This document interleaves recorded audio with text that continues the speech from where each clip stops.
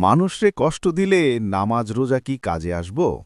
শোনেন ভাই, খালি নামাজ রোজা পইড়াই চলব না। যদি মানুষরে কষ্ট দেন, কারো হক মারেন, তাইলে কিয়ামতের দিন নামাজ রোজার সওয়াব দিয়া সেই হক শোধ দিতে হইব। নবী করিম সাল্লাল্লাহু আলাইহি ওয়াসাল্লাম কইছেন, আসল দিউলিয়া ওই মানুষ যে নামাজ রোজা নিয়ে আসব কিন্তু মানুষরে জুলুম কইরা সব সওয়াব হারায়া ফেলব। তাইলে আমগো কি করা উচিত?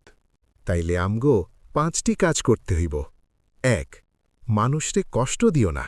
কথায়, কাজে, আচরণে কারো দিল ভাঙাইও না। কারণ আল্লাহর হক মাফ হইতে পারে, কিন্তু বান্দার হক খুব কঠিন। ২.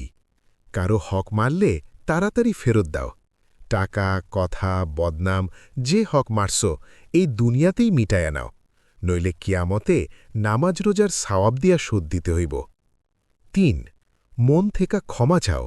যারে কষ্ট দিছ তার কাছে লজ্জা না পায়া ক্ষমা চাও। এটা দুনিয়াতে কঠিন, কিন্তু আখেরাতে এইটাই বাঁচাইব। ৪. নামাজ রোজার সাথে ভালো আখলাক গড়ো। নামাজ মানুষরে খারাপ থেকে আটকায়, আর ভালো ব্যবহার মানুষরে আল্লাহর দিকে আনে। ৫. প্রতিদিন এই দোয়া কইও, আল্লাহ, আমার দ্বারা যেন কারো কষ্ট না হয়, আর যদি হইয়াই যায় তাইলে আমাকে ক্ষমা চাইবার তৌফিক দাও।